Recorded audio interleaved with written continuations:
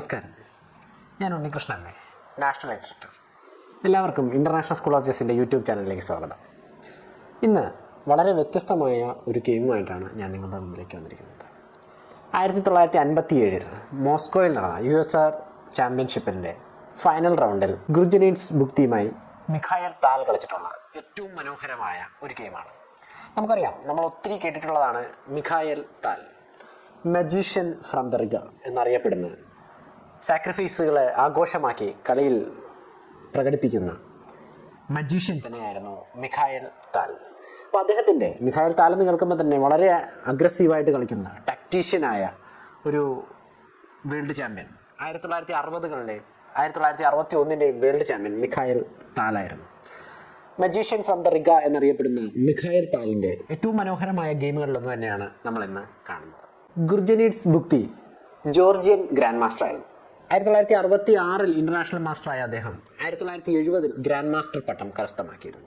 അദ്ദേഹം ഏറ്റവും പ്രഗത്ഭനായ കളിക്കാരൻ തന്നെയായിരുന്നു. പലതവണ മിഖായൽ താലുമായി USSR ചാമ്പ്യൻഷിപ്പിൻ്റെ 1ാം സ്ഥാനം പങ്കിട്ടെടുത്തിട്ടുണ്ട്. ഒട്ടനവധി ടൂർണമെൻറ്റുകളിൽ മികവ് തെളിയിക്കുകയും അതിനോടൊപ്പം തന്നെ അദ്ദേഹത്തിൻ്റെ പ്രൊഫഷൻ എന്ന് പറയുന്നത് ജിയോളജിസ്റ്റ് ആയിരുന്നു. ജിയോസിൻ്റെ ട്രെയിനർ മാത്രമല്ല, ഒട്ടനവധി കോൺട്രിബ്യൂഷൻസ് ചെയ്തിട്ടുള്ള ഗുർജനീറ്റ്സ് ബുക്തി അദ്ദേഹത്തിൻ്റെ പേരിൽ ഒട്ടനവധി ഓപ്പണിംഗ് വേരിയേഷനുകൾ തന്നെയുണ്ട്. അപ്പോൾ അത്രയും ശക്തരായ രണ്ട് കളിക്കാർ ഫൈനലിൽ ഏറ്റുമുട്ടുമ്പോൾ 1957 മോസ്കോയിൽ നടന്ന ഈ ചാമ്പ്യൻഷിപ്പിൻ്റെ ഏറ്റവും മനോഹാരിത എന്ന് പറയുന്നത് താലിൻ്റെ സാക്രിഫൈസ് തന്നെയാണ്. താലെന്ന് കേൾക്കുമ്പോൾ തന്നെ നമുക്കറിയാം, ഏറ്റവും അഗ്രസീവായിട്ട് കളിക്കുന്ന മിഖായൽ താൽ അദ്ദേഹത്തിൻ്റെ സകല പീസുകളെയും സാക്രിഫൈസ് ചെയ്യുന്ന ചരിത്രം നമ്മൾ ഒട്ടനവധി കേട്ടിട്ടുണ്ട്. എന്തുകൊണ്ടാണ് അദ്ദേഹത്തിന് അത് കഴിയുന്നത്? എങ്ങനെയാണ് അത് ആ ഗെയിമുകളിൽ പ്രതിഫലിക്കുന്നത്? എങ്ങനെയാണ് നമുക്ക് അദ്ദേഹത്തെ പോലെ കളിക്കാനായിട്ട് കഴിയുക? ഇതെല്ലാം നമുക്ക് അദ്ദേഹത്തിൻ്റെ ഗെയിമുകൾ റെഫർ ചെയ്യുന്നത് വഴി മനസ്സിലാക്കാനായിട്ട് കഴിയുന്നതാണ്. കൂടുതൽ ഞാൻ ദീർഘിപ്പിക്കുന്നില്ല, ഞാൻ ഗെയിമിലേക്ക് കിടക്കുകയാണ്. ഈ ഗെയിം സ്റ്റാർട്ട് ചെയ്യുന്നത് വൈറ്റ് ഗുർജനീറ്റ്സ് ബുക്തി, ബ്ലാക്ക് മിഖായൽ താൽ. D4 സ്റ്റാർട്ട് ചെയ്യുകയാണ്. D4 നമുക്കറിയാം, ഒരു ചെസ്സിൻ്റെ സെൻട്രൽ കോളങ്ങൾ കൺട്രോൾ ചെയ്യുന്നതിന് വേണ്ടിയിട്ടുള്ള നീക്കം തന്നെയാണ് D4. നൈറ്റ് F6, കിങ് സൈഡിലെ നൈറ്റിനെ പുറത്തിറക്കുന്നു മിഖായൽ താൽ. C4. ഇവിടെ സെൻട്രൽ കോളങ്ങൾ കൺട്രോൾ ചെയ്യുന്നതോടൊപ്പം ക്വീൻ്റെ സൈഡിലുള്ള ഒരു പോണിനെ മൂവ് ചെയ്തിരിക്കുകയാണ്. C5. ബെനോനി നമുക്കറിയാം, 1920-കളിൽ ഫ്രാങ്ക് മാർഷൽ പോപ്പുലർ ആക്കിയിട്ടുള്ള ബെനോനി എന്ന് പറയുന്ന ഓപ്പണിംഗ് ആണ് നമ്മളിപ്പോൾ കേൾക്കുന്നത്. ഇത് 1927-കളിൽ കാപ്പബ്ലാങ്കയോട് അദ്ദേഹം ഡ്രോ നേടുകയും അതിനുശേഷം കൂടുതൽ പോപ്പുലറൈസ് ചെയ്യുകയും ചെയ്ത ഒരു ഓപ്പണിംഗ് ആയിരുന്നു. ഏതാണ്ട് ഒരു 20 വർഷത്തിന് ശേഷം 1950-കളിൽ മിഖായൽ താലാണ് വീണ്ടും അതിനെ പുനർജീവിപ്പിക്കുകയും ഒട്ടനവധി ഗെയിമുകൾ ബെനോനിയിൽ കളിക്കുകയും റിസൾട്ട് ഉണ്ടാക്കുകയും ചെയ്തു. എന്തിനേറെ പറയുന്നു, വേൾഡ് ചാമ്പ്യൻഷിപ്പിൽ നമ്മുടെ വ്ളാഡിമിർ ക്രാംനിക് ഉൾപ്പെടെ കളിച്ചിട്ടുള്ള ഒരു ഓപ്പണിംഗ് ആണ് ബെനോനി ഡിഫെക്ട്സ്. ഈ ബെനോനി എന്ന് പറയുമ്പോൾ നമുക്കറിയാം, C5 മൂവ് കളിച്ചുകൊണ്ട് ബ്ലാക്ക് ഇവിടെ ഒരു ടെമ്പററി പോൺ സാക്രിഫൈസ് ആണ് ചെയ്യുന്നത്. അപ്പോൾ ഈ പോൺ സാക്രിഫൈസ് ചെയ്യുന്നതിൻ്റെ പ്രധാന ലക്ഷ്യം എന്ന് പറയുന്നത് സെൻറ്റർ ബ്രേക്ക് ചെയ്യുക അല്ലെങ്കിൽ സെൻറ്റർ തകർക്കുക എന്നത് തന്നെയാണ്. അപ്പോൾ അത് സാധാരണ സമ്മതിക്കാതെ വൈറ്റ് എല്ലായ്പ്പോഴും ചെയ്യുന്ന ഒരു പൊതുവായുള്ളൊരു മൂവ് D5 കളിക്കുകയാണ്. വൈറ്റ് ഇവിടെ D5 കളിക്കുന്നു. ഇവിടെ E6 കളിച്ചുകൊണ്ട് മോഡേൺ ബെനോനിയിലേക്ക് പോയിരിക്കുകയാണ് നമ്മുടെ മിഖായൽ താൽ.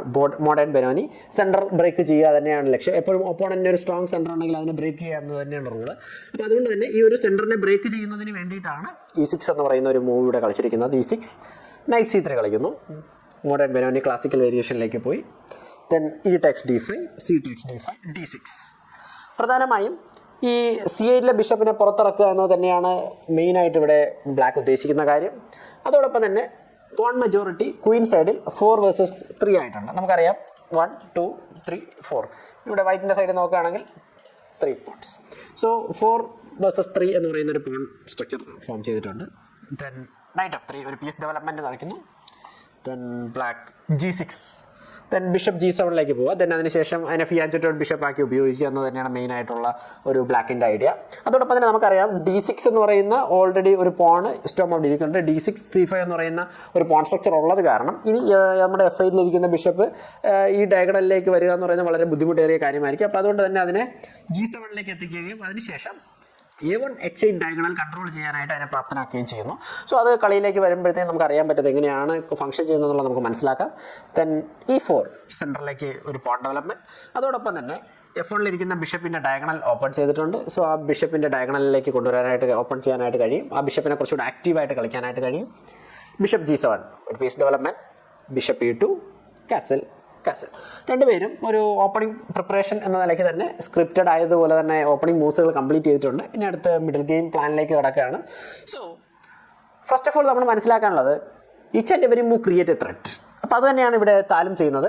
റൂക്ക് E8 കളിക്കുന്ന വഴി അദ്ദേഹം E4 എന്ന് പറയുന്ന പോണിനെ ടാർഗറ്റ് ചെയ്യുകയാണ്. അതിന് നിലവിൽ ഇപ്പോൾ ഉള്ള ഒരു പ്രൊട്ടക്ഷൻ എന്ന് പറയുന്നത് C3 നൈറ്റ് മാത്രമാണ്. ഇവിടെ റൂക്കും അതിനെ അറ്റാക്ക് ചെയ്യുന്നുണ്ട്. സോ റൂക്കും നൈറ്റും അതിനെ അറ്റാക്ക് ചെയ്യുമ്പോൾ സ്വാഭാവികമായിട്ടും C3 നൈറ്റ് മാത്രമാണ് അതിനെ ഡിഫെൻഡ് ചെയ്യുന്നത്. സോ നൈറ്റ് D2 കളിച്ചിട്ട് അതിനെ ഡിഫെൻഡ് ചെയ്യുന്നു. നൈറ്റ് D2 നമുക്കറിയാം ഇപ്പോൾ 2 നൈറ്റുകളാണ് നിലവിൽ അതിനെ ഡിഫെൻഡ് ചെയ്യുന്നത്. അതോടൊപ്പം 2 അറ്റാക്കറും അതിൽ നിലവിൽ പോസിബിളാണ്. സോ നമുക്ക് മറ്റൊരു കാര്യം മനസ്സിലാക്കാവുന്നത് നൈറ്റ് D2 മൂവ് ചെയ്യുന്ന വഴി C1 ബിഷപ്പിൻ്റെ സഞ്ചാര സ്വാതന്ത്ര്യത്തെ വളരെ തടസ്സപ്പെടുത്തിയിട്ടുണ്ട്. അത് കളിയിൽ എങ്ങനെ എഫക്റ്റ് ചെയ്യും എന്നുള്ളത് നമ്മൾ കാത്തിരുന്ന് കാണേണ്ട ഒരു കാര്യം തന്നെയാണ്. നൈറ്റ് A6 കളിക്കുന്നു. ഇവിടെ സാധാരണ ഇത്തരത്തിൽ നമ്മൾ പറയാറുണ്ട് നൈറ്റുകളെ ഡെവലപ്പ് ചെയ്യുമ്പോൾ സെൻറ്ററിലേക്ക് ഫോക്കസ് ചെയ്യുന്ന രീതിയിൽ ഡെവലപ്പ് ചെയ്യണമെന്ന് പറയാറുണ്ട്. പക്ഷേ ഇവിടെ സൈഡിലേക്കാണ് ഡെവലപ്പ് ചെയ്തേക്കുന്നത്. ഒരു പക്ഷേ ഇവിടെ ബിഷപ്പ് ടേക്സ് A6 വേണമെങ്കിൽ കളിക്കാം. പക്ഷേ അത്തരത്തിൽ ഒരു ബിഷപ്പ് കളിച്ചു കഴിയുമ്പോൾ B/A6 റീക്യാപ്ചർ ചെയ്യും ബ്ലാക്ക്. അതിനുശേഷം നമ്മൾ പൊസിഷനിലേക്ക് നോക്കുകയാണെങ്കിൽ വൈറ്റിൻ്റെ ഒരു ലൈറ്റ് സ്ക്വയർ ബിഷപ്പിനെ നഷ്ടപ്പെട്ടിരിക്കുകയാണ്. എന്നാൽ ബ്ലാക്കിന് ഇവിടെ ഒരു ഡബിൾ പോൺ ഉണ്ട്. ബട്ട് ഇതുകൊണ്ട് ബ്ലാക്കിന് വലിയ കാര്യമായിട്ടുള്ള നഷ്ടങ്ങളൊന്നും സംഭവിക്കാനില്ല. കാരണം സെൻറ്ററിലെ പോൺ സ്ട്രക്ചർ നോക്കുകയാണെങ്കിൽ D6 C5 എന്ന് പറയുന്നത് ഡാർക്ക് സ്ക്വയർ പോണാണ്. ഡാർക്ക് സ്ക്വയറിലാണ് ആ പോൺ ഇരിക്കുന്നത്. അപ്പോൾ അതുകൊണ്ട് വലിയ പ്രശ്നങ്ങളൊന്നും വരാനില്ല. ബട്ട് ഇപ്പോൾ പെയർ ബിഷപ്പ് അഡ്വാൻറ്റേജ് ബ്ലാക്കിന് കിട്ടുന്നുണ്ട്. മാത്രമല്ല ഇനി ഈ പൊസിഷൻ ഓപ്പൺ റൂക്ക് B8 വന്നതിന് ശേഷം B5 കൺട്രോൾ ചെയ്യാനുള്ള സാധ്യത വളരെ കൂടുതലാണ്. മാത്രമല്ല പെയർ ബിഷപ്പുകൾ വളരെയധികം അറ്റാക്ക് ചെയ്യാനുള്ള സാധ്യതയും വളരെ കൂടുതലാണ്. ഇപ്പോൾ F6 നൈറ്റ് മാറുകയാണെങ്കിൽ ഈ പറയുന്ന A1 H8 ഡയഗണലിലേക്കും പ്ലേ വരാനുള്ള സാധ്യതയുണ്ട്. മാത്രമല്ല ലൈറ്റ് സ്ക്വയറിൽ ഇരിക്കുന്ന പോണുകളെ ലൈറ്റ് സ്ക്വയറിലെ ബിഷപ്പ് അറ്റാക്ക് ചെയ്യാനുള്ള പോസിബിലിറ്റിയും കൂടുതലാണ്. അപ്പോൾ അത്തരത്തിലൊരു മൂവ് വൈറ്റ് പോയിട്ടില്ല. ഗുർജനീറ്റ്സ് പകരം കളിച്ച മൂവ് റൂക്ക് E1. നമുക്കറിയാം ഒരു റൂക്കിനെ സെമി ഓപ്പൺ ഫയലിലേക്ക് കൊണ്ടുവരുന്നു. അതോടൊപ്പം ഇനി ബിഷപ്പിനെ നമ്മൾ മാറ്റുകയാണെങ്കിൽ E4 പോണിന് ഒരു ബാക്കപ്പ് ചെയ്യാനായിട്ട് അദ്ദേഹത്തിന് കഴിയും. Okay, then night C7. പ്രധാനമായും നൈറ്റിനെ ഡെവലപ്പ് ചെയ്തു നമുക്ക് പറയാൻ പറ്റും. കാരണം C6 അതിന് പോകാൻ കഴിയില്ല. A6 വന്നതിന് ശേഷം C7 വരും. യൂഷ്വലി ഇത്ര ഐഡിയ ഉപയോഗിക്കാറുള്ളത് കിങ്സ് ഇന്ത്യൻ ഉൾപ്പെടെയുള്ള ഓപ്പണിങ്ങളിൽ ഇത് ഉപയോഗിക്കാറുണ്ട്. ഈ ഐഡിയ A6 B5 തന്നെയാണ് ഇവിടുത്തെ മെയിൻ ആയിട്ടുള്ള പ്ലാൻ വരുന്നത്. സോ B5 ആണ് മെയിൻ ത്രെട്ട് വരുന്നത്. B5 കളിക്കുക. ദെൻ അത് ഒഴിവാക്കുന്നതിന് വേണ്ടി വൈറ്റ് ഗുർജനൈറ്റ്സ് ഇവിടെ A4 കളിക്കുന്നു. F4 വളരെ ഇൻട്രസ്റ്റിംഗ് ആയിട്ടുള്ളൊരു മൂവ് തന്നെയാണ്. കാരണം B5 സ്റ്റോപ്പ് ചെയ്യുക എന്നുള്ളത് ക്വീൻ സൈഡ് എക്സ്പാൻഷൻ സ്റ്റോപ്പ് ചെയ്യുക എന്നത് തന്നെയാണ് മെയിനായിട്ട് ഗുർജനീറ്റ്സ് പ്ലാൻ ചെയ്യുന്നത്. എന്നാൽ ഇവിടെ A6 പോസിബിൾ അല്ല. കാരണം A6 കളിക്കുകയാണെങ്കിൽ ഇങ്ങോട്ട് A6 നമ്മൾ ബ്ലാക്ക് കളിച്ച് കഴിയുമ്പോഴത്തേനും പിന്നെ A5 വരാനുള്ള പോസിബിലിറ്റി വളരെ കൂടുതലാണ്. A5 അങ്ങനെ വരികയാണെങ്കിൽ B6 സ്ക്വയർ വീക്ക്നെസ് വരികയും പിന്നീട് ഒരിക്കലും B5 കിട്ടാതെ വരുന്ന ഒരു സിറ്റുവേഷൻ ആയിട്ട് വരും. അപ്പോൾ അതൊരു സ്ട്രക്ചറൽ വീക്ക്നെസ് വരാനുള്ള പോസിബിലിറ്റി വളരെ കൂടുതലാണ്. അപ്പോൾ അതുകൊണ്ട് തന്നെ A6 അല്ല, ഇവിടെ താല് കളിക്കുന്ന മൂവ് B6 ആണ്. താല് ഇവിടെ B6 കളിക്കുന്നു. ദെൻ അതിനുശേഷം B6 വന്നതിന് ശേഷം A6 B5 കളിക്കുക എന്നൊരു പ്രാക്ടിക്കൽ പോസിബിലിറ്റി കൂടെ അവിടെ നിലവിൽ പോസിബിൾ ആണ്. ദെൻ ക്വീൻ C2 സാധാരണ നമ്മൾ ഈ ക്വീൻസ് ഗാംബിറ്റ് പോലുള്ള ഓപ്പണിങ്ങുകളിലൊക്കെ യൂഷ്വലി കണ്ടുവരാറുള്ള മൂവ് തന്നെയാണ്. ഇതൊരു സെൻറ്ററിലെ പോണിനെ സോളിഡ് ആക്കുന്നതിന് വേണ്ടിയിട്ട് ഒരു പീസ് ഡെവലപ്മെൻറ്റ് എന്ന നിലയ്ക്ക് തന്നെ ഇത്തരം മൂവുകൾ സംഭവിക്കാറുണ്ട്. സോ ക്വീൻ C2 കളിക്കുന്നു. ബട്ട് ക്വീൻ C2 അത്ര നല്ലൊരു മൂവായിട്ട് പ്രിഫർ ചെയ്യുന്നില്ല. ദെൻ കാരണം പീസ് ഡെവലപ്പ് വളരെയധികം സ്ലോയിലാണ് നടക്കുന്നത്. So black place night G4. Actually night G4 ഒരു പീസ് ഡെവലപ്പ് ചെയ്യുന്നതോടൊപ്പം ഒരു കിങ് സൈഡിലേക്ക് ഒരു അറ്റാക്ക് ഫോക്കസ് ചെയ്യുന്നു. യൂഷ്വലി നമുക്കറിയാം ക്വീനിൻ്റെ ഡയഗണൽ ഓപ്പൺ ആയിട്ടുണ്ട്. അപ്പോൾ അതുകൊണ്ട് തന്നെ ക്വീനിനെ ഫ്യൂച്ചറിൽ H4 വരാം. H4 വന്നിട്ട് H2 ഒരു മീറ്റിംഗ് അറ്റാക്ക് കൊടുക്കുക. അതോടൊപ്പം തന്നെ F2 ഒരു മീറ്റിംഗ് അറ്റാക്ക് കൊടുക്കാം. ഇത് തന്നെയാണ് ബേസിക് ആയിട്ടുള്ള ത്രെട്ട്. ദെൻ മറ്റൊരു കാര്യം നമ്മൾ മനസ്സിലാക്കേണ്ടത് താലിനെ പോലെ അഗ്രസീവായിട്ട് കളിക്കുന്ന ടാക്ടീഷ്യനെതിരെ കളിക്കുമ്പോൾ പ്രത്യേകിച്ച് ഇത്തരത്തിലുള്ള പീസുകൾ നമ്മുടെ ക്യാമ്പിനുള്ളിലേക്ക് എൻ്റർ ചെയ്യുമ്പോൾ തന്നെ നമ്മൾ മനസ്സിലാക്കണം അവിടെ സാക്രിഫൈസിൻ്റെ പോസിബിലിറ്റീസ് വളരെ കൂടുതലാണ്. അപ്പോൾ അതുകൊണ്ട് തന്നെ അത്തരം പോസിബിലിറ്റീസ് നമ്മൾ സ്റ്റോപ്പ് ചെയ്യുന്നതിന് വേണ്ടി ഈ G4 നൈറ്റിനെ വേണമെങ്കിൽ ക്യാപ്ചർ ചെയ്യാമായിരുന്നു. Bishop into G4 night C4 കളിക്കുന്നത് മച്ച് ബെറ്റർ ആയിരുന്നു. ഇപ്പോൾ ഈ വേരിയേഷൻ കുറച്ച് ഓക്കെയാണ്, വൈറ്റിന് ഓക്കെയാണ്, ഈക്വൽ ആയിട്ട് പോകുന്നൊരു വേരിയേഷനാണ്. D6 ഒരു ത്രെട്ടൊക്കെ കൊടുക്കുന്നുണ്ട്. സോ B5 നിലവിൽ പോസിബിൾ അല്ല. ഇത് ഓക്കെ ആയിട്ടുള്ള വൈറ്റിന് പ്ലേബിൾ ആയിട്ടുള്ള ഒരു വേരിയേഷൻ തന്നെയായിരുന്നു. ബട്ട് അവിടെയും ഞാൻ നേരത്തെ പറഞ്ഞ ഒരു കാര്യം തന്നെയായിരിക്കണം ഗുർജനീഡ്സ് ചിന്തിച്ചിട്ടുണ്ടാവുക. ലൈറ്റ് സ്കോർ ബിഷപ്പിനെ എക്സ്ചേഞ്ച് ചെയ്യാണ്ട് അതിനെ കീപ്പ് ചെയ്ത് ഗെയിം കൺട്രോൾ ചെയ്യുന്നതിന് വേണ്ടിയിട്ടായിരിക്കും അദ്ദേഹം പ്രധാനമായും ശ്രദ്ധിച്ചിട്ടുണ്ടാവുക. അതുകൊണ്ട് തന്നെ അദ്ദേഹം കളിച്ച മൂവ് എന്ന് പറയുന്നത് ഈ ഒരു ത്രെട്ടാണ് മെയിൻ കാണുക. Queen H4 then followed by queen H2 queen F2 ഇതൊക്കെ ആയിരിക്കണം അദ്ദേഹം കണ്ടിട്ടുണ്ടാവുക. അപ്പോൾ അതുകൊണ്ട് തന്നെ ആ നൈറ്റിനെ അവിടെ നിന്ന് കിക്ക് ചെയ്യുന്നതിന് വേണ്ടി അദ്ദേഹം കളിച്ചൊരു മൂവ് H3 ആയിരുന്നു. H3 ഈ പൊസിഷനിലെ ഏറ്റവും മോശമായിട്ടുള്ള ഒരു മൂവ് തന്നെയായിരുന്നു. കാരണം താലിനെ പോലെ ഒരു ടാക്ടീഷ്യൻ അടുത്ത് ഇത്തരത്തിലൊരു ചാൻസ് കൊടുക്കുമ്പോൾ നമുക്കറിയാം അദ്ദേഹം ഉറപ്പായിട്ടും ഇത്തരത്തിലുള്ള സാക്രിഫൈസുകളെ കുറിച്ചായിരിക്കും ആലോചിക്കുക. ദെൻ പൊസിഷൻ കുറച്ച് മൈനസായി വന്നുകൊണ്ടിരിക്കുകയാണ്. സോ ഇവിടെ താലിൻ്റെ മൂവ് എന്ന് പറയുന്നത് നിങ്ങൾ കണ്ടെത്തിയിട്ടുണ്ടാവാം knight takes F2. Excellent move. കാരണം ഇപ്പോൾ ശരിക്കും പറഞ്ഞാൽ കിങ് സൈഡ് എക്സ്പ്ലോയിറ്റ് ചെയ്യുക ചെയ്തിരിക്കുന്നത്. ഇവിടെ വേണമെങ്കിൽ ആ പീസിനെ ക്യാപ്ചർ ചെയ്യാം, അല്ലാത്ത പക്ഷം ക്യാപ്ചർ ചെയ്യാതിരിക്കാം. ക്യാപ്ചർ ചെയ്യാതിരുന്നാൽ അടുത്ത ആ നൈറ്റ് തന്നെ നേരെ H3 ക്യാപ്ചർ ചെയ്യും. G/H3 ബിഷപ്പ് H3 കളിക്കുമ്പോൾ കിങ് സൈഡ് പോൺ കവർ ഒന്നും ഇല്ലാത്തൊരു കിങ് സൈഡായിട്ട് അവശേഷിക്കുകയും അതോടൊപ്പം തന്നെ ബ്ലാക്കിൻ്റെ മറ്റ് മേജർ പീസുകൾ കൂടെ ആ അറ്റാക്കിലേക്ക് കോർഡിനേറ്റ് ചെയ്യുമ്പോൾ സ്വാഭാവികമായും അവിടെ ഒരു മെയ്റ്റ് ക്രിയേറ്റ് ചെയ്യപ്പെടുന്നതാണ്. അപ്പോൾ അതുകൊണ്ട് തന്നെ അത്തരത്തിലൊരു എന്താ പറയുക ഒരു പീസ് സാക്രിഫൈസ് ചെയ്യുമ്പോൾ കോമ്പൻസേഷനായ 3 പോണ് അതോടൊപ്പം തന്നെ പൊസിഷണൽ അഡ്വാൻറ്റേജ് കിട്ടുക എന്ന് പറയുന്നത് വളരെ വലിയൊരു കാര്യം തന്നെയാണ്. അപ്പോൾ അത്തരത്തിലൊരു അഡ്വാൻറ്റേജ് കൊടുക്കുന്നതിനേക്കാൾ നല്ലത് അപ്പോൾ ആ പീസിനെ ക്യാപ്ചർ ചെയ്യുന്നതാണല്ലോ എന്ന് കരുതി ഗുർജനീഡ്സ് അതിനെ ക്യാപ്ചർ ചെയ്യുന്നു. King takes F2. അത് ഒരു പക്ഷേ ഈ ഗെയിമിൽ നടന്നിട്ടുള്ള ഏറ്റവും നല്ലൊരു മിസ്റ്റേക്കുകളിൽ ഒന്നുകൂടെ ആയിരിക്കും ആ കളിച്ചൊരു മൂവ്. കാരണം അതൊരു ബ്ലണ്ടർ ആണെന്ന് വേണമെങ്കിൽ പറയാം. കാരണം ആ നൈറ്റ് ക്യാപ്ചർ ചെയ്യുന്ന വളരെ ഡേഞ്ചർ ആയിരുന്നു. എന്തുകൊണ്ടെന്നാൽ ആ സമയത്ത് തന്നെ ക്വീൻ H4 എന്ന് പറയുന്ന ഒരു ചെക്ക് അവിടെ വരികയാണ്. ക്വീൻ H4 ഒരു മേജർ പീസ് കളിയിലേക്ക് എൻ്റർ ചെയ്യുന്നു വിത്ത് ടെമ്പോ. കിങ്ങിനെതിരെ ഒരു അറ്റാക്കാണ്. ഇവിടെ ഒരിക്കലും കിങ്ങിന് തിരിച്ച് G1 പോകാൻ സാധ്യമല്ല. കാരണം എന്തെന്നാൽ റൂക്ക് അൺപ്രൊട്ടക്റ്റഡ് ആണ്. ക്വീൻ ടേക്സ് E1 വരുന്നതോടുകൂടി അവിടെ ഒരു റൂക്ക് നമുക്ക് നഷ്ടപ്പെടും. അപ്പോൾ അതുകൊണ്ട് തന്നെ കിങ് ഒന്നുകിൽ G3 കളിച്ച് ആ ചെക്ക് ബ്ലോക്ക് ചെയ്യേണ്ടതായിട്ടൊരു സിറ്റുവേഷനിലേക്ക് വരും. G3 കളിച്ച് അതിനെ ബ്ലോക്ക് ചെയ്യുകയാണെങ്കിൽ മറ്റൊരു പ്രോബ്ലം എന്ന് പറയുന്നത് ബിഷപ്പ് D4 വരികയും അതോടൊപ്പം തന്നെ കിങ്ങിനെതിരെ മറ്റൊരു അറ്റാക്ക് ക്രിയേറ്റ് ചെയ്യുകയും ചെയ്യും. അപ്പം G2 പോകാനും കഴിയും. അങ്ങനെ G2 പോവുകയാണെങ്കിൽ ക്വീൻ ടേക്സ് H3 വരുന്നുണ്ടാവും. ക്വീനെ പ്രൊട്ടക്ട് ചെയ്യുന്നതിന് വേണ്ടി C8 ബിഷപ്പ് ഓൾറെഡി അവിടെ ഉണ്ട്. അപ്പോൾ അതുകൊണ്ട് തന്നെ ക്വീൻ പ്രൊട്ടക്റ്റഡ് ആണ്. സോ ഇവിടുത്തെ കിങ് F1 പോവുകയാണെങ്കിൽ ക്വീൻ H3 ചെക്ക്മേറ്റ് ആവുന്നുണ്ട്. സോ അതുകൊണ്ട് തന്നെ കിങ് G2 പോകാൻ സാധ്യതയുള്ളത് queen takes G2 followed by king F3 വരുമ്പോൾ നമുക്കറിയാം കിങ് എക്സ്പോസ്ഡ് ആയി. മാത്രമല്ല കിങ് സെൻറ്ററിലേക്ക് വന്നുകൊണ്ടിരിക്കുകയാണ്. അപ്പോൾ ഈ കിങ് അവിടെ നിന്ന് ചെക്ക്മേറ്റ് ആവുന്നതിന് വളരെയധികം സാധ്യതകൾ കൂടുതലാണ്. അപ്പോൾ ഇത്തരത്തിലൊരു പൊസിഷൻ മൈനസ് ആക്കുന്നതിന് അദ്ദേഹത്തിന് താല്പര്യമില്ലാത്തതുകൊണ്ട് തന്നെ G3 കളിച്ചില്ല. പകരം അദ്ദേഹം കളിച്ചൊരു മൂവ് കിങ് F1 ആയിരുന്നു. കിങ് F1 മെയിനായിട്ട് ഉദ്ദേശിക്കുന്നത് ഇനി എത്രയും പെട്ടെന്ന് തന്നെ നൈറ്റിനെ F3 കൊണ്ടുവരികയും ആ നൈറ്റ് ഉപയോഗിച്ച് ക്വീനെ അറ്റാക്ക് ചെയ്യുകയും ചെയ്താൽ ആ ക്വീൻ അവിടെ നിന്ന് മാറുകയും തൽക്കാലം കിങ്ങിന് അവിടെ നിന്ന് എസ്കേപ്പ് ആവാനും കഴിയും. എന്നാൽ നിലവിലെ സിറ്റുവേഷനിൽ ബ്ലാക്ക് ഒരു പീസ് സാക്രിഫൈസ് ചെയ്തേക്കുവാണ്. അപ്പോൾ അതുകൊണ്ട് തന്നെ അദ്ദേഹത്തിൻ്റെ താലിൻ്റെ കയ്യിൽ അതുകൊണ്ട് തന്നെ താലിന് ഇവിടെ വേസ്റ്റ് ചെയ്യാനായിട്ട് ടൈമില്ല. അതുകൊണ്ട് തന്നെ ടൈമിൽ ചെക്ക്മേറ്റ് ആക്കുക എന്നുള്ളത് തന്നെയാണ് അദ്ദേഹത്തിൻ്റെ aim. Each and every move create a threat. അദ്ദേഹം ഇവിടെ ഒരു മെയ്റ്റ് ത്രെറ്റ് കൊടുക്കുകയാണ്. ബിഷപ്പ് D4 ത്രെറ്റ് എന്ന് പറയുന്നത് ക്വീൻ F2 മേറ്റ് ആണ്. അപ്പോൾ ആ ക്വീൻ F2 മേറ്റ് സ്റ്റോപ്പ് ചെയ്യുന്നതിന് നിലവിൽ ഒൺലി മൂവ് മാത്രമേ ഉള്ളൂ. ഒരേ ഒരു മൂവ് മാത്രമേ നിലവിൽ ബോർഡിൽ സാധ്യമായിട്ടുള്ളൂ. ആ മൂവ് തന്നെയാണ് ഗുർജനീഡ്സ് കളിച്ചിട്ടുള്ളത്. ഗുർജനീഡ്സ് കളിച്ച move night D1 made prevent ചെയ്യുക എന്നുള്ളത് തന്നെയാണ് അദ്ദേഹത്തിൻ്റെ മെയിനായിട്ടുള്ള എയിം. അതേതൊരു ചെസ് കളിക്കാരന് ആദ്യം ചെയ്യുക കിങ്ങിനെ ചെക്ക്മേറ്റിൽ നിന്ന് പ്രിവെൻറ്റ് ചെയ്യുക എന്നത് തന്നെയായിരിക്കും. അപ്പോൾ അതുകൊണ്ട് തന്നെ D1 കളിക്കുന്നത് നൈറ്റ് D1 ഇവിടെ കളിച്ചു. ദെൻ അടുത്ത് കളിക്കുന്ന മൂവ് താലായതുകൊണ്ട് തന്നെ നമുക്ക് സാക്രിഫൈസിലൂടെ തന്നെ ആദ്യം ആലോചിച്ച് തുടങ്ങാം. എല്ലായ്പ്പോഴും മനസ്സിലാക്കേണ്ടത് ഒരു സ്ട്രോങ് പ്ലെയർ ഒരു ടാക്ടിക്സ് കാൽക്കുലേറ്റ് ചെയ്യുമ്പോൾ എല്ലായ്പ്പോഴും ആദ്യം കാൽക്കുലേറ്റ് ചെയ്യുക ഫോഴ്സ്ഡ് മൂവ്സ് തന്നെയായിരിക്കും. ഫോഴ്സ്ഡ് മൂവ്സിൽ check, capture, unprotected piece, sacrifice ഇത് തന്നെയാണ് ഓരോ ടാക്ടിക്സ് കണ്ടെത്തുന്നതിനുള്ള ഓർഡർ. എന്നാൽ സ്ട്രോങ് പ്ലെയേഴ്സ് ആദ്യം ആലോചിക്കുക സാക്രിഫൈസുകളായിരിക്കും. കാരണം സാക്രിഫൈസുകളിൽ ബ്രില്യൻസി ഒളിഞ്ഞു കിടപ്പുണ്ട്. മാത്രമല്ല സാക്രിഫൈസുകൾ പലപ്പോഴും പല കളിക്കാരും കാൽക്കുലേറ്റ് ചെയ്യാറില്ല, അല്ലെങ്കിൽ അത് മിസ് ചെയ്യാറുണ്ട്. അപ്പോൾ അതുകൊണ്ട് തന്നെ ആദ്യം കാൽക്കുലേറ്റ് ചെയ്യേണ്ട സാക്രിഫൈസുകളാണ്. അതിനോടൊപ്പം തന്നെ ചെക്ക് കാൽക്കുലേറ്റ് ചെയ്യുക, അതിനോടൊപ്പം തന്നെ ബോർഡിൽ പോസിബിൾ ആയിട്ടുള്ള ക്യാപ്ചറുകൾ കാൽക്കുലേറ്റ് ചെയ്യുക, അതിനോടൊപ്പം അൺപ്രൊട്ടക്റ്റഡ് ആയിട്ടിരിക്കുന്ന ബോർഡിലെ പീസുകളെയും നമ്മൾ ടാർഗറ്റ് ചെയ്യുക. കാരണം എല്ലായ്പ്പോഴും അത്തരത്തിലുള്ള മൂവുകളായിരിക്കാം ഗെയിമിലെ ടേണിംഗ് പോയിന്റുകളായി വരുന്നത്. അപ്പോൾ അത് വളരെ ഇമ്പോർട്ടൻ്റ് ആണ്. ഒരു ടാക്ടിക്സ് ആലോചിക്കുന്നതിന് മുമ്പ് ഈ 4 കാര്യങ്ങൾ നമ്മൾ ആലോചിക്കുക.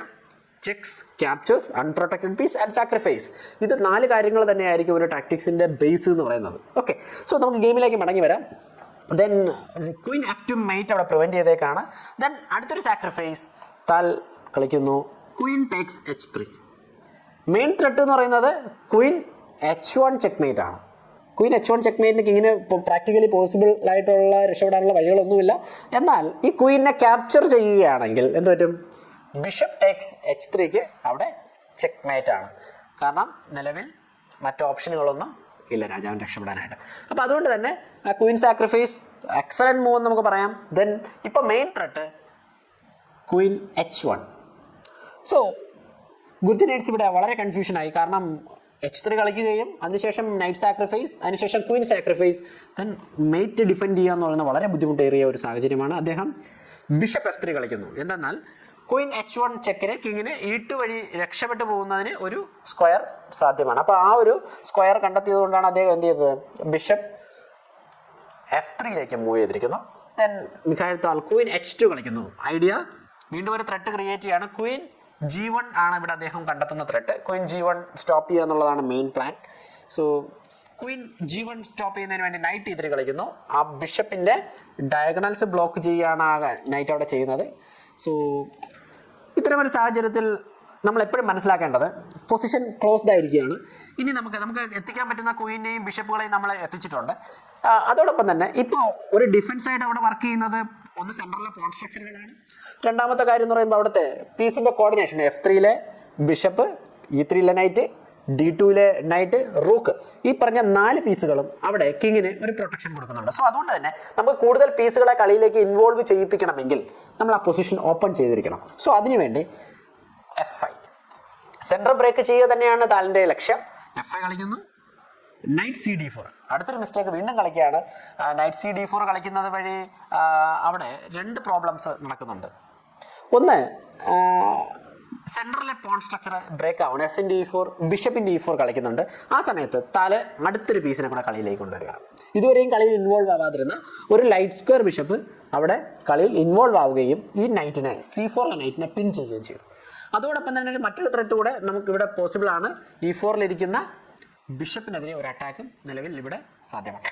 മറ്റൊരു കാര്യം നമ്മൾ മനസ്സിലാക്കേണ്ടത്, E3ലിരിക്കുന്ന നൈറ്റും പിന്നാണെന്ന് വേണമെങ്കിൽ നമുക്ക് പറയാം. ഇത് സിറ്റുവേഷനിൽ പിന്നാണ്. കാരണം അവിടെ ക്വീൻ G1 എന്ന് പറയുന്ന ഒരു ത്രെട്ടും കിടക്കും. അതുകൊണ്ട് തന്നെ അത് വലിയൊരു ഡേഞ്ചർ സിറ്റുവേഷൻ ആണ്. പ്രത്യേകിച്ച് കിങ്ങിനെ സംബന്ധിച്ച് കിങ്ങിൻ്റെ ആ ഒരു സറൗണ്ടിങ്ങിൽ വളരെയധികം പ്രശ്നങ്ങൾ നിലവിൽ സംഭവിക്കുന്നുണ്ട്. സോ ഇവിടെ ഗെയിമിൽ സംഭവിച്ചത് ബിഷപ്പ് വീണ്ടും F3യിലേക്ക് മൂവ് ചെയ്യുകയാണ്. Bishop F3. ദെൻ നമുക്കറിയാം, നമ്മൾ നേരത്തെ പറഞ്ഞതുപോലെ ഇനി ചെക്ക്മേറ്റ് പോസിബിൾ ആണെങ്കിൽ ഓൾറെഡി നമ്മുടെ 2 ബിഷപ്പും ക്വീനും കളിയിൽ വന്നു കഴിഞ്ഞു. പുതിയൊരു പീസ് കൂടെ കളിയിലേക്ക് കൊണ്ടുവരണം. സോ അതിന് വേണ്ടിയിട്ട് മിഖായിൽ താൽ റൂക്ക് E5 കളിക്കും. റൂക്കിനെ ഒരു കൃത്യമായൊരു പ്ലേസ്മെൻറ്റ് തന്നെയാണ്. അതിനോടൊപ്പം തന്നെ മറ്റൊരു കാര്യം കൂടെ അവിടെ സംഭവിച്ചു. A8ലിരിക്കുന്ന റൂക്കിന് വേണ്ടി E8 എന്ന് പറയുന്ന ഒരു സ്ക്വയർ വെക്കറ്റ് ചെയ്ത് കൊടുക്കുകയാണ് ചെയ്തത്. അടുത്തൊരു പീസിനെ കൂടെ നമുക്ക് കൊണ്ടുവരാനായിട്ട് കഴിയും. റൂക്ക് A3 കളിച്ചിട്ട് നൈറ്റിനെ ഡിഫെൻഡ് ചെയ്യുന്നു. റൂക്ക് E8 അടുത്തൊരു പീസിനെ ബാറ്ററി ക്രിയേറ്റ് ചെയ്യുകയാണ്. നമുക്കറിയാം, കണ്ടിന്യൂസ് പ്രഷർ കൊടുക്കുകയാണ്. എവിടെയാണോ നമുക്കൊരു ടാർഗറ്റ് ഉള്ളത് ആ ടാർഗറ്റിലേക്ക് കൃത്യമായ പീസുകളെ കൊണ്ടുവരുന്നുണ്ട്. നമുക്കറിയാം H2ലിരിക്കുന്ന ബ്ലാക്കിൻ്റെ ക്വീൻ, അതിനോടൊപ്പം തന്നെ dark square bishop, light square bishop, 2 റൂക്കുകളും കളിയിൽ വന്നു കഴിഞ്ഞു. അതായത് മേജർ പീസും മൈനർ പീസും എല്ലാം കളിയിൽ വന്നു. ഇനി നമുക്കറിയാം കളിയിൽ വരാത്ത ഏക പീസ് എന്ന് പറയുന്ന C7ലിരിക്കുന്ന നൈറ്റാണ്. അപ്പോൾ നമുക്ക് നോക്കാം എങ്ങനെയാണ് മിഖായിൽ താൽ നൈറ്റിനെ കൂടെ കളിയിലേക്ക് കൊണ്ടുവരുന്നതെന്ന് നമുക്ക് നോക്കാം. ബിഷപ്പ് D2 കളിക്കുന്നു. ബിഷപ്പ് D2 ഒരു ഡെവലപ്മെൻ്റ് ആണ്. ആ ഒരു പീസ് കൊണ്ടുവന്നിട്ട് അത് മറ്റൊരു മിസ്റ്റേക്ക് എന്ന് വേണമെങ്കിൽ പറയേണ്ടി വരും. കാരണം സെക്കൻഡ് റാങ്ക് കൺട്രോൾ ചെയ്തിരുന്ന ക്വീനാണ്. ആ ക്വീനിൻ്റെ മൊബിലിറ്റി സ്റ്റോപ്പ് ചെയ്യുന്ന രീതിയിലുള്ളൊരു ഡെവലപ്മെൻ്റ് ആയിപ്പോയി ആ ബിഷപ്പ് കൂടെ ചെയ്തത്. അപ്പോൾ അതുകൊണ്ട് തന്നെ നമ്മൾ ഇത്രയും നേരം കാത്തിരുന്ന താലിൻ്റെ C7ലെ നൈറ്റ് കളിയിലേക്ക് വരികയാണ്. Night takes D5. അതോടൊപ്പം നിലവിൽ E3ലിരിക്കുന്ന പീസിലേക്ക് ഒരു പ്രഷർ കൊടുക്കുകയാണ്. ബിഷപ്പ് ടേക്സ് D5 കളിക്കുന്നു. Rook takes D5. അപ്പോൾ പുതിയൊരു നൈറ്റ് കളിയിലേക്ക് വരുന്നത് വൈറ്റ് സ്റ്റോപ്പ് ചെയ്തു. പക്ഷേ പ്രോബ്ലം എന്തെന്നാൽ റൂക്കിനെ വീണ്ടും ക്യാപ്ചർ ചെയ്യാൻ പറ്റില്ല. റൂക്കിനെ ക്യാപ്ചർ ചെയ്ത് കഴിഞ്ഞാൽ നിലവിൽ വലിയൊരു പ്രോബ്ലമാണ് നമ്മുടെ നടക്കാൻ പോകുന്നത്. ക്വീൻ G1 ചെക്ക്മേറ്റ് ആണ്. കിങ്ങിന് പ്രാക്ടിക്കലി പോകാനായിട്ട് വേറെ മൂവ്സ് ഒന്നുമില്ല. സോ അതുകൊണ്ട് തന്നെ നിലവിൽ ചെക്ക്മേറ്റ് ആണ്. സോ അതുകൊണ്ട് റൂക്കിനെ റീക്യാപ്ചർ ചെയ്യാനായിട്ട് കഴിയില്ല. കിങ് E2 കളിക്കുന്നു. കിങ് E2 എങ്ങനെയെങ്കിലും ഫൈനലി എസ്കേപ്പ് ചെയ്യാനുള്ള ഗുർജനീഡ്സിൻ്റെ ലാസ്റ്റ് ട്രൈ ആണ്. ബട്ട് അതിനെയും താല് സ്റ്റോപ്പ് ചെയ്യാണ്. Bishop takes E3. അവിടുത്തെ ഡിഫൻസായിട്ട് വർക്ക് ചെയ്യുന്ന നൈറ്റിനെ റിമൂവ് ചെയ്യാണ്. Remove the defender. Rook takes E3. Bishop takes E4. It's A good move. ശരിക്കും പറഞ്ഞാൽ ഔട്ട് പ്ലേ ചെയ്യുകയാണ് ഇവിടെ താല് ചെയ്തത്. ഗുർജനീഡ്സ് എന്ന് പറയുന്ന സ്ട്രോങ് പ്ലെയറിനെ തൻ്റെ 20ാമത്തെ വയസ്സിൽ ഔട്ട് പ്ലേ ചെയ്യുകയാണ് താല് ഇവിടെ ചെയ്തിരിക്കുന്നത്. നോക്കിക്കേ, ഇപ്പോൾ പ്രാക്ടിക്കലി ക്വീൻ ടേക്സ് E4 കളിക്കാനായിട്ട് കഴിയില്ല. കളിച്ചാൽ ക്വീൻ ടേക്സ് G2 കളിക്കുകയും കിങ് D2 മൂവ് ചെയ്യുന്ന സമയത്ത് ക്വീൻ ടേക്സ് D2 ചെക്ക്മേറ്റ് അവിടെ സംഭവിക്കുകയും ചെയ്യും. അപ്പോൾ അതുകൊണ്ട് തന്നെ ക്വീൻ ടേക്സ് E4 കളിച്ച് ആ ബിഷപ്പിനെ ക്യാപ്ചർ ചെയ്യാനായിട്ട് കഴിയില്ല. എന്നാൽ നിലവിൽ ഇവിടെ കിങ്ങിന് വേണമെങ്കിൽ D1ലേക്ക് മൂവ് ചെയ്യാം. കിങ് D1ലേക്ക് മൂവ് ചെയ്യുന്നു. Rook takes E3. Rook takes E3ക്ക് ബിഷപ്പ് പിന്നാണ്. അപ്പോൾ അതുകൊണ്ട് തന്നെ ബിഷപ്പ് വെച്ച് റീക്യാപ്ചർ ചെയ്യൽ നടക്കില്ല. സോ അത് റൂക്ക് ക്യാപ്ചർ E3 കളിക്കുന്നു. Queen G1, rook E1, Queen F2. ഇവിടെ വൈറ്റ് റിസൈൻ ചെയ്യുകയാണ്. എന്തുകൊണ്ടെന്നാൽ നിലവിൽ C4 ബിഷപ്പിന് ക്യാപ്ചർ ചെയ്യാനായിട്ട് കഴിയില്ല. അതോടൊപ്പം തന്നെ മെയിൻ ത്രെട്ട് എന്ന് പറയുന്നത് ബിഷപ്പ് B3 വന്ന് ക്വീൻ അറ്റാക്ക് ചെയ്യും എന്നുള്ളതാണ്. ആ ക്വീൻ അറ്റാക്ക് ചെയ്യുന്ന സമയത്ത് അതിനെ ക്യാപ്ചർ ചെയ്തേ മതിയാവും, അല്ലെങ്കിൽ ക്വീൻ നഷ്ടപ്പെടും. സോ അതുകൊണ്ട് തന്നെ മറ്റ് ഓപ്ഷനുകളൊന്നുമില്ല. എന്നാൽ കിങ്ങിയുടെ C1 പോവുകയാണെങ്കിൽ അപ്പോഴും ബിഷപ്പ് B3 എന്ന് പറയുന്നൊരു മൂവ് വരും. ക്വീൻ അറ്റാക്കിലാണ്. ക്വീൻ അതിനെ ക്യാപ്ചർ ചെയ്യാൻ കഴിയില്ല. ക്യാപ്ചർ ചെയ്ത് കഴിഞ്ഞാൽ ക്വീൻ ടേക്സ് E2 വരികയും പിന്നെ അതിനുശേഷം ആ റൂക്കിനെ ക്യാപ്ചർ ചെയ്യുകയായിരിക്കും. നിലവിൽ കിങ് H2 വരുന്ന സമയത്ത് ക്വീൻ തിരിച്ച് വീണ്ടും E4 വരികയും റൂക്കിൻ്റെ അഡ്വാൻറ്റേജ് ഉള്ളതുകൊണ്ട് തന്നെ ഈസി ആയിട്ട് കളി ജയിക്കുകയും ചെയ്യും. അപ്പോൾ അതുകൊണ്ട് തന്നെ ഒരിക്കലും ബിഷപ്പിനെ ക്യാപ്ചർ ചെയ്യാനായിട്ട് കഴിയില്ല. ഇൻ കേസ് ക്വീൻ C3 കളിച്ചാൽ അടുത്തും താലിൻ്റെ ഒരു ഗ്രേറ്റ് സാക്രിഫൈസ് അവിടെ ഉണ്ടാവും. Queen takes E1, bishop takes E1 കളിക്കുകയാണെങ്കിൽ റൂക്ക് D1 ചെക്ക്മേറ്റ് പോസിബിൾ ആവുകയും ചെയ്യും. അപ്പോൾ അതുകൊണ്ട് തന്നെ ഈ ഒരു സിറ്റുവേഷനിൽ വൈറ്റ് റെസിഗ്നേഷൻ കൊടുക്കുകയാണ് ചെയ്തത്. സോ ഈ ചാമ്പ്യൻഷിപ്പ് 1957 നടന്ന URS ചാമ്പ്യൻഷിപ്പ് മിഖായിൽ താൽ ചാമ്പ്യൻ ആവുകയായിരുന്നു. അദ്ദേഹത്തിൻ്റെ ഏറ്റവും കൂടുതൽ പൊസിഷണൽ നോളജ് തന്നെയാണ് ഈ സാക്രിഫൈസിൻ്റെ എല്ലാം പുറകിൽ. ടാക്ടിക്സിൽ അദ്ദേഹം വളരെയധികം ഷാർപ്പാണ്. നമുക്കും അദ്ദേഹത്തെ പോലെ ടാക്ടിക്സ് ഷാർപ്പ് ആവണമെങ്കിൽ കണ്ടിന്യൂസ് പ്രാക്ടീസ് ചെയ്യുക എന്നുള്ളത് തന്നെയാണ് ഉള്ള സൊല്യൂഷൻ. അതിന് നമ്മൾ ചെയ്യേണ്ട കാര്യം ഏറ്റവും കൂടുതൽ പസിൽസ് സോൾവ് ചെയ്യുക, ടാക്ടിക്കൽ കോമ്പിനേഷനുകൾ സോൾവ് ചെയ്യുക, മൈനർ പീസുകളുടെ പ്ലേ നമ്മൾ സോൾവ് ചെയ്യുക. സോ അത്തരത്തിലുള്ള വർക്കൗട്ടുകൾ നമ്മൾ കണ്ടിന്യൂസ് ചെയ്യുന്നത് വഴി നമ്മുടെയും ടാക്ടിക്കൽ എബിലിറ്റി നമുക്ക് കൂട്ടിയെടുക്കാനായിട്ട് കഴിയും. പിന്നെ മറ്റൊരു കാര്യം നമ്മൾ ശ്രദ്ധിക്കേണ്ടത്, ടാക്ടിക്സ് ചിന്തിച്ചു തുടങ്ങുമ്പോൾ ഞാൻ നേരത്തെ സൂചിപ്പിച്ചതുപോലെ sacrifice, check, capture, unprotected piece എന്നീ 4 കാര്യങ്ങൾ തീർച്ചയായും നമ്മൾ നോക്കിയിരിക്കണം. കാരണം ഈ 4 കാര്യങ്ങളിൽ മാത്രമാണ് ഒരു ബ്രില്യൻസി ഒളിഞ്ഞു കിടപ്പുള്ളത്. സോ ഇത്തരം കാര്യങ്ങൾ എല്ലാവർക്കും മനസ്സിലായെന്ന് കരുതുന്നു. എല്ലാവർക്കും ഈ ഗെയിം ഇഷ്ടപ്പെട്ടെന്ന് കരുതുന്നു. എല്ലാവരും ഈ ഗെയിം ഇഷ്ടപ്പെട്ടുവെങ്കിൽ ചാനൽ സബ്സ്ക്രൈബ് ചെയ്യുക. സംശയങ്ങൾ എന്തെങ്കിലും ഉണ്ടെങ്കിൽ നിങ്ങൾക്ക് ഈ വീഡിയോയുടെ താഴെ കമൻറ്റ് ചെയ്യാവുന്നതാണ്. എല്ലാവർക്കും ഇഷ്ടപ്പെട്ടു എന്ന് കരുതുന്നു. Signing out, Unnikrishnan, national instructor. Thank you.